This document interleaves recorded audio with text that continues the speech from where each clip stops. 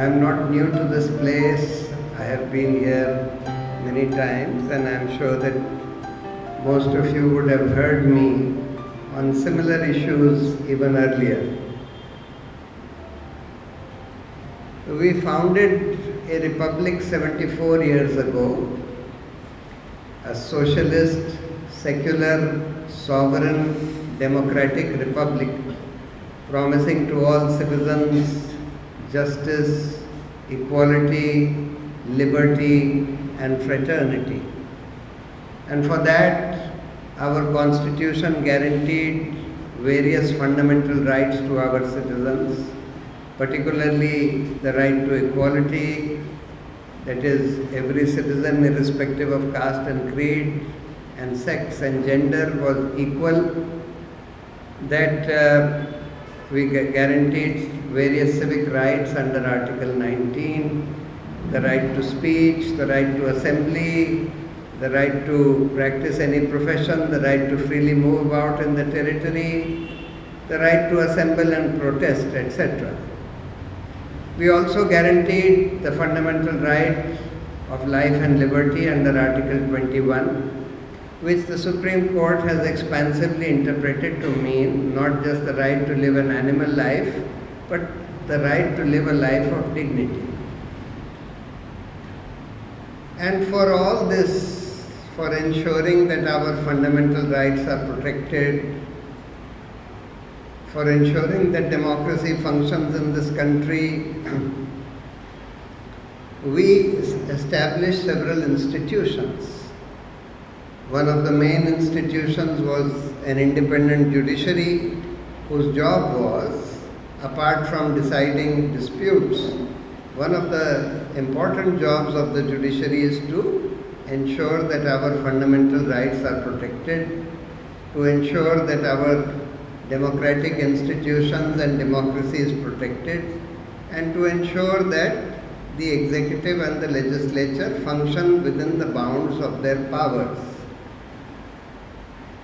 We also formed an independent or supposedly independent election commission, which was to ensure that free and fair elections could be conducted, because we set up what is known as a representative democracy. We did not set up a direct democracy where people directly decide what kind of policies, what kind of laws to have, but an indirect representative democracy by which we elect our people through elections, our representatives, and thereafter they form the government and they frame the policies, they frame the laws, etc., with some amount of consultation with us, but not a great deal of consultation. Now, if we ask this question,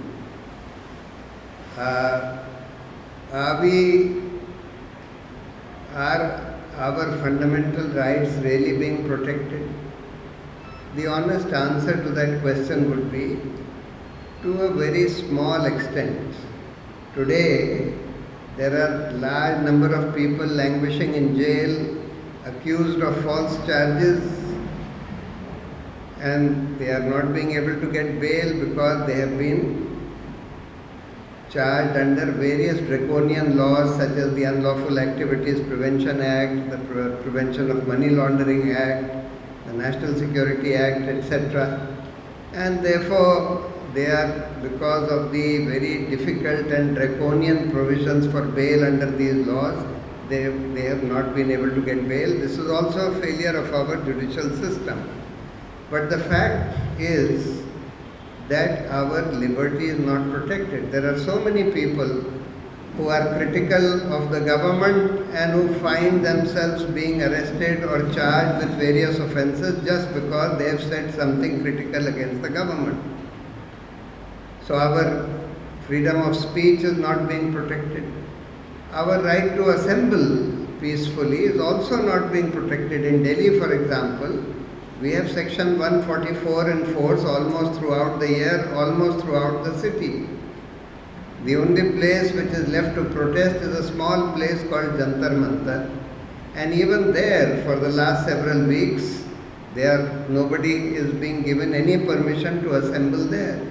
So our right to assemble and protest has been drastically curtailed. Our right to equality also. There are laws which are being made which are discriminatory against our minorities, particularly Muslims. Citizenship Amendment Act is a case in point which is totally discriminatory against Muslims. We find that minorities are being lynched on the streets and the police just stands there as onlookers. We find that houses of minority people are being bulldozed and demolished in a totally illegal manner by various governments and various authorities, and unfortunately even the judiciary is not coming to their rescue. So therefore we are finding that even our fundamental rights are not being protected to a large extent. These independent institutions that we had formed, the judiciary. Now the judiciary today, if you ask this question, as I said, to what extent is the judiciary being able to protect our rights or to protect our democratic institutions or to protect democracy itself in this country or to protect secularism, etc. in this country, the answer is to a very small extent. Because all these violations of rights are going on, and I'll come to democracy, but the judiciary is hardly able to do anything. In this Ayodhya case, the judiciary, the Supreme Court gave the land to those very people who had totally illegally demolished the Babri Masjid.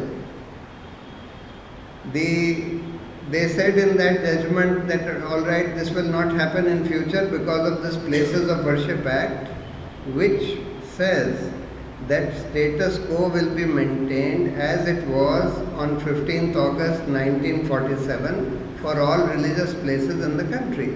And therefore nobody can question as to what was there before 1947. But today we are seeing that the same drama which happened in Ayodhya is being played out in the Gyanvapi Mosque of Varanasi. The same kind of thing is also happening in Mathura, etc. And the judiciary is unable or unwilling to stop this. So we are seeing that the independence of the judiciary to a very large extent, of course there were very serious problems with our judiciary even prior to this.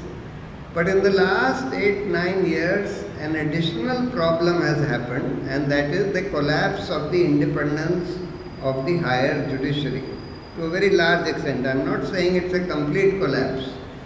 We still have some good and independent judges. We still have some good judgments coming out of the courts. But those judgments are still few and far between. Not the kind of robust independence that we expected or that we expect from the higher judiciary of this country. So, the earlier problems that we had with the judiciary was that ordinary people cannot even approach the courts because they cannot afford lawyers. And without lawyers, you cannot negotiate the complexities of the legal procedures of the courts. For this, to deal with this, a Gram Nyalaya Act had been brought in 2010. The object was to establish these simplified courts at the sub-tehsil level, which could be accessed by common people without the help of lawyers, and where normal, ordinary disputes could be quickly decided. Unfortunately, now we are 13-14 years down the line, and those Gram Nyayalayas have not yet been effectuated. Not even 5% of the Gram Nyayalayas which were supposed to be established are functioning. Then there is the problem of delays. Even those people who can access the judicial system with the help of lawyers, we find that even their cases go on pending, dates keep being given, and they remain pending for decades altogether. And there is effectively, when the judgment is delivered, it is too late for it to be effective.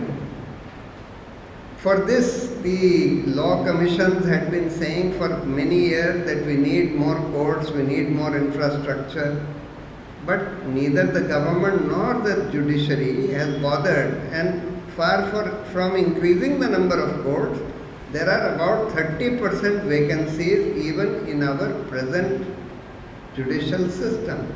30% of the existing posts are lying vacant. Then there is the problem of quality of judges. Most judges are of very poor quality. And then there is a problem of corruption in the judiciary also. There is enormous corruption in the judiciary. As a result of which, even when cases are finally decided, very often they are decided wrongly because the judges are incompetent or because the judge is corrupt. Now, unfortunately, we have not been able to set right all these things. We have not increased the infrastructure and the number of judges. We have not set up a proper, better system for selecting judges. We do not have any system for accountability of the higher judiciary, of high courts and Supreme Court, except impeachment, which is a totally impractical process. And on top of all those problems which have existed for many years, we now have an additional problem of the collapse of independence of the judiciary. Now, why has this happened? This has happened firstly because of the lure of post-retirement jobs. We are seeing that especially in the tenure, of course this is an old problem, it's not that it was not there even earlier, it was there, but the problem has increased. Now we are seeing that several judges who had delivered very critical cases in which the government was interested and decided those in favor of the government, like Justice Ranjan Gogoi, Justice Arun Mishra, and now this Justice Khanvilkar, they are immediately after retirement given important post-retirement jobs. Gogoi was made a member of the Raj Sabha. Arun Mishra was made chairman of the National Human Rights Commission. This Khanvilkar, who had decided many important critical cases in favor of the government and made the UAPA and the PMLA even more draconian than they were, because the government wanted to make them more draconian. This gentleman has been appointed Lokpal. Recently, one of the judges who had opened the Gyanvapi Mosque, he is appointed Lokpal of a government university. Several judges like Justice Sadashivam was appointed governor after giving a judgment in favor of Amit Shah. Then this Justice Nazir, who gave this Ayodhya judgment, he has been appointed governor also. So this is one very serious problem. In fact, Arun Jaitley had mentioned it in a speech in Parliament where he said that the post-retirement jobs influence pre-retirement judgments of judges, critical pre-retirement judgments of judges, which is absolutely true. So this is one problem, but there are other problems also because of which the independence has collapsed. One is that they are not allowing independent judges to be appointed. So, the law says that the judges of the High Court and the Supreme Court are to be selected by a collegium of senior judges of the Supreme Court. And once the selection is done and sent to the government has only one option: to send the names back to the government if they don't like them once. Thereafter, if the collegium, even after hearing the objections of the government, decides to reiterate those names, then those persons have to be appointed. But what we are finding is that when the government finds that the collegium has recommended some independent judges who are strong and independent, the government just doesn't issue the notification for their appointment. And this is the tactics adopted by this present Modi government. They either sit on the names for years altogether, months or years altogether, and they don't respond at all, neither issue the notification nor send the names back. And sometimes when they even send the names back to the collegium, and the collegium unanimously reiterates those names, they still don't issue the notification. Now in this situation, the Supreme Court ought to take contempt action against the law minister, because this is clear contempt of court. But unfortunately, the court does not have the guts or the strength to be able to haul up the law minister, etc. for contempt. So this is a reason why a number of independent judges are not being appointed. Ultimately, what the collegium does is, it tells the government, all right, you recommend 2 of your own people, we will appoint them, but at least appoint one of our recommendees. And that's how the system is functioning. So the number of independent judges being appointed is now very few. But there is another method which this government has appointed to influence the judges, which is, they ask all the agencies, including the IB, CBI, Enforcement Directorate, Income Tax, RAW, etc., to prepare dossiers on judges. And in these dossiers, they try and collect any information which they can about the judges or their immediate relatives, on the basis of which they can effectively blackmail those judges. If they find anything on the basis of which they can blackmail those judges, they do it, and the judges succumb to that blackmail. So this is another method by which the independence of the judiciary is being scuttled. So therefore, the judiciary, which is a very, very critical institution which had been created to safeguard our republic, is not able to do its job to a very large extent. It is doing it to some extent, but not being able to do it to a very large extent because of all these problems. Then there is this crisis of democracy.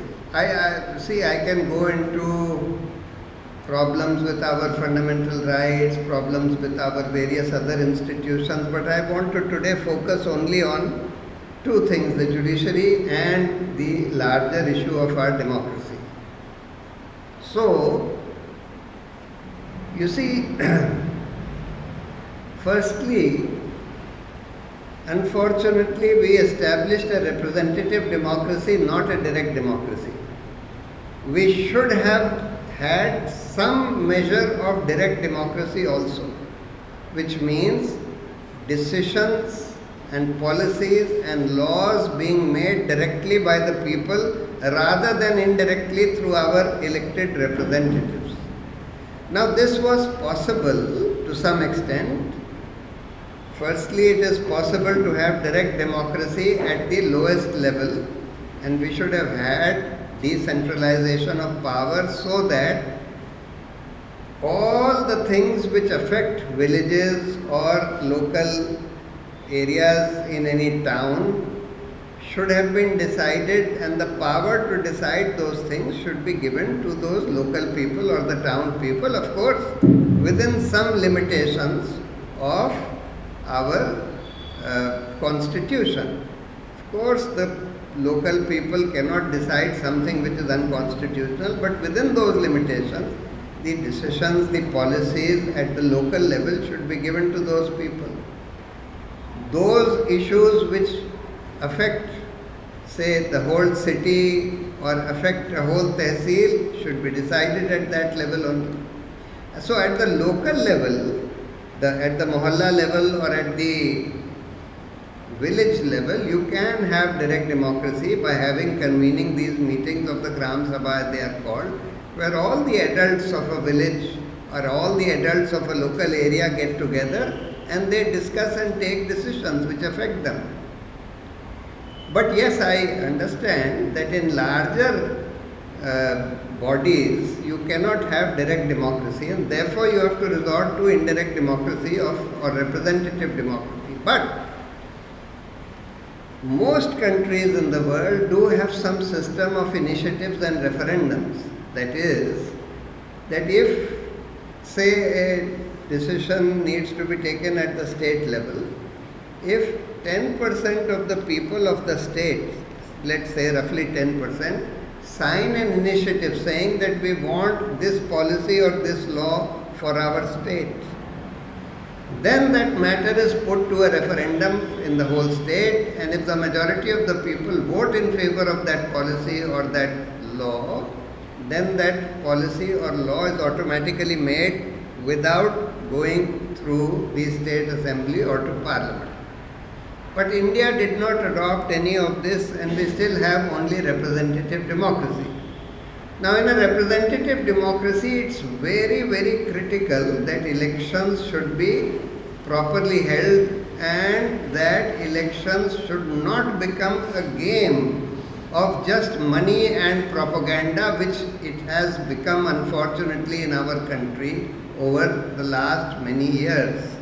Elections in this country have been reduced to a game of just money and propaganda. And the reason is, firstly, when we vote for our representatives, the person who gets the maximum number of votes becomes the representative of the whole constituency, even if he gets only 30% of the vote. If the other candidates individually have got less than 30% each, then he becomes the sole representative of this constituency. Then, when we elect our government, the party or coalition which has a majority in the assembly or parliament forms the government. 49% of the seats, they count for nothing in the government. The result of this system is that when we go out to vote, we are voting for somebody who is going to be elected or somebody who is going to form the government, some party which is going to form the government. And therefore, we do not necessarily vote for the candidate or the party that we consider to be the best if we feel that that candidate or party has no chance of being elected. He has no chance of either getting the highest votes or no chance of being involved in the formation of the government. Then we don't vote for that candidate or party because we don't want to waste our vote. Then we see which are the parties or candidates who have some chance of being elected or forming the government, and we vote and we choose the less bad among them, among those who we feel have some chance of being elected or forming the government. Now, how do we form this perception of who has a chance of forming the government or who has a chance of being elected? That perception is formed largely on the basis of the visibility of that candidate or that party. And that visibility is largely a function of money. Because with money, you can buy advertisements in newspapers, TV, etc. You can put up hoardings, posters, banners across the city or across your constituency or across the state. And you can even organize large rallies by paying people to come for those rallies, which is what is happening these days. And if you are in government, you can control to a very large extent the media also. This is one of the things that has happened in this country, that the mainstream media of this country, or at least large chunk of the mainstream media of this country, its independence has collapsed and it has been reduced to being just an instrument of propaganda of the ruling party. And the ruling party is able to control the media through, firstly, government money given for advertisements to the media. That is, they will give the advertisement money only to those sections of the media which are willing to do the propaganda of the government or propaganda of the ruling party. and the others will not be given any money. So this is one method of controlling the media. Then the other is those people who don't fall in line by the inducement of advertising money. You use the agencies like Income Tax, Enforcement Directorate, CBI, etc., which unfortunately are also controlled by the government and they are not really acting freely, to basically scare those media organizations into submission. And this is how they have succeeded in controlling large sections of the media. So, the ruling party in this country today not only gets, the BJP for example, today gets more than 60% of all the funds of all political parties in the country put together. This we have seen in the case of electoral bonds, where out of 16,000 or 17,000 crores of total electoral bonds which were sold, more than 10,000 crores went to the BJP alone. This we are also seeing in all corporate donations made to all the political parties, that the BJP gets more than 2/3 of all corporate donations. The BJP has more money, or at least 1.5 times as much money as all the other political parties put together. Now this skews our democracy or our electoral democracy to a very large extent. And on top of that, we have a situation where the agencies are being misused by the ruling party to poach people from the opposition parties. And as I said, these agencies are being misused to bludgeon the media into submission and making it an instrument of propaganda of the government. And on top of that, they are misusing even government money. A lot of the advertisements that you see of Mr. Modi, or even here of the state government which you will see, are paid for by government money, by our money. So the government has the capacity to, and often misuses, people's money, public money, for advertising their own leaders. This is happening with all these selfie points which have been put up for Mr. Modi, this whole Viksit Bharat campaign, where not only government funds are being used to just advertise Modi, but government servants are also being used to advertise Modi. And then on top of that, you have a situation where the Election Commission has lost its independence. And the Supreme Court recently gave a very good judgment saying that the election commissioners cannot be selected only by the government. They must be selected by a committee consisting of the Prime Minister, Leader of Opposition and the Chief Justice. But even after that judgment, the government brought a law which changes the thing and says, well, we will remove the Chief Justice from the selection committee and we will bring in another cabinet minister. Now today we have a situation where out of 3 election commissioners, only one is left. One retired in February, one resigned yesterday. Why he resigned, we don't know. Probably the inside information seems to be that he was being asked to do something. He was a person who was just appointed recently, less than 6 months, about 6 months ago or 8 months ago. But he has resigned because he was probably being asked to do something which he was not willing to do.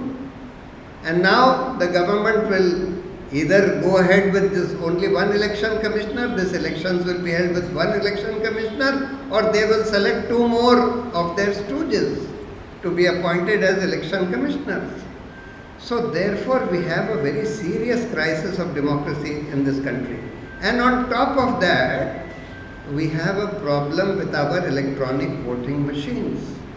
I have examined this issue of electronic voting machines in great depth, and I can tell you that these machines are not only easily capable of being manipulated, but probably they are also being manipulated.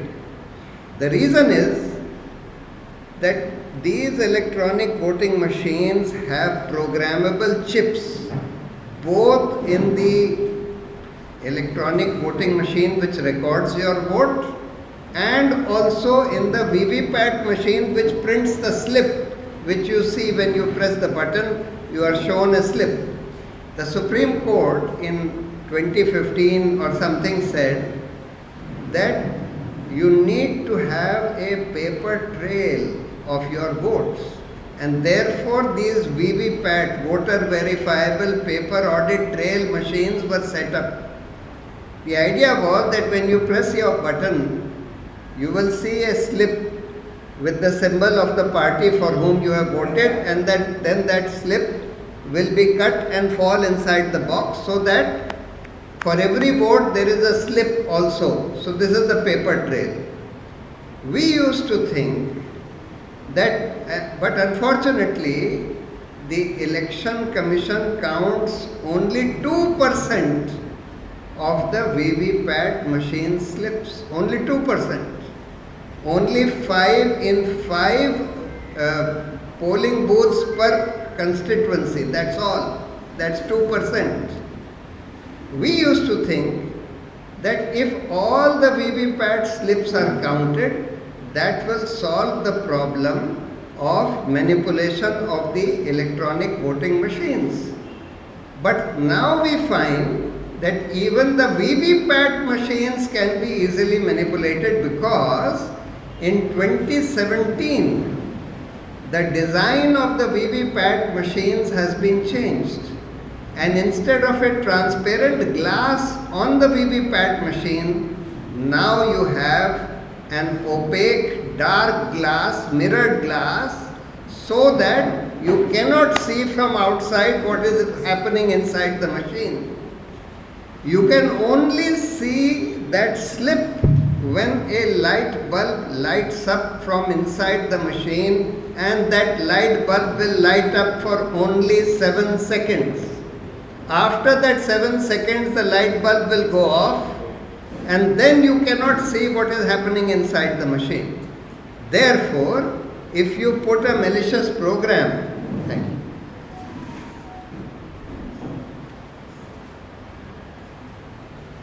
if you put a malicious program in that machine, because it has a programmable chip, and you say that all right,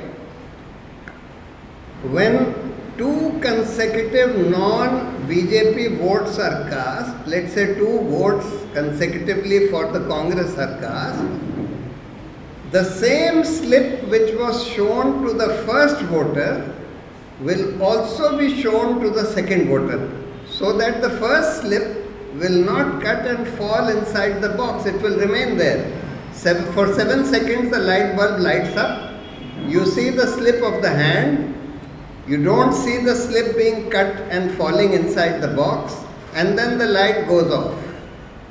Then the next voter comes and he also votes for Congress. Again the light will come on for 7 seconds. He will also be shown that same slip which was shown to the first voter of the hand, and then the light will go off. And once the light goes off, that slip will cut and fall inside the box, and another slip will be printed, say of the BJP, and that will also cut and fall in the box. So instead of 2 votes being recorded for Congress, what you have is 1 vote being recorded for Congress, 1 vote being recorded for the BJP. And this will be true of the VVPAT slips also. So therefore the problem will not be solved merely by counting all the VVPAT slips. This problem can only be solved by what the opposition India Alliance has been demanding. They have said that give the slip of the symbol which is printed from the VVPAT machine in the hands of the voter. Let him take the slip out of the machine and put it in the ballot box, and then count all the ballot slips, this symbol slips from the ballot box. Now that's a simple thing which you can easily do. But the election commission is not willing to do that. They are not even willing to give an appointment to the opposition parties for coming and inspecting these EVM machines or the VVPAT machines or the chip or the program that is fed into those machines. Therefore, they are easily capable of being manipulated. Easily capable of being manipulated. And when Mr. Modi says that this time we will get more than 400 seats, I can only see one situation in which they can get 400 seats if the EVMs are manipulated. And therefore this has become a very, very serious issue and a serious threat to our democracy, which all of us should be alive to. In most countries of the world, most Western countries of the world, they have gone back from EVMs to paper ballots. The German Constitutional Court gave a 100-page judgment saying that these EVMs are unreliable, therefore go back to paper ballots. And they have gone back to paper ballots. In Bangladesh recently, they have also gone back to paper ballots. But in India, they are just the election commission, which has become a caged parrot of the government, is unwilling to budge. Of course, the government, when they were in opposition, the same BJP people used to cry against the EVM machines. But because they have come to power, now they are unwilling to let go of these EVM machines. So this is another problem, another very serious problem. Therefore, we have a very, very serious problem with our democracy. We are only throwing up and electing those people coming from those parties or those people who have huge amounts of money by which they can buy visibility. And this is forcing even honest parties to become dishonest and make money if they are in government. Use their control over the government to make money because they know that they cannot win the elections without having a lot of money and therefore a lot of visibility. So therefore, if we want to reclaim our republic, if we want to reclaim our democracy, there are many, many very serious reforms that are required in our democratic system. We need to have initiatives and referendum. We need to decentralize power and have direct democracy, at least at the lowest level.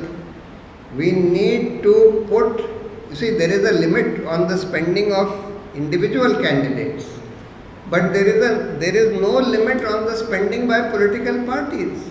The limit on individual Lok Sabha candidates is 75 lakhs to 90 lakhs.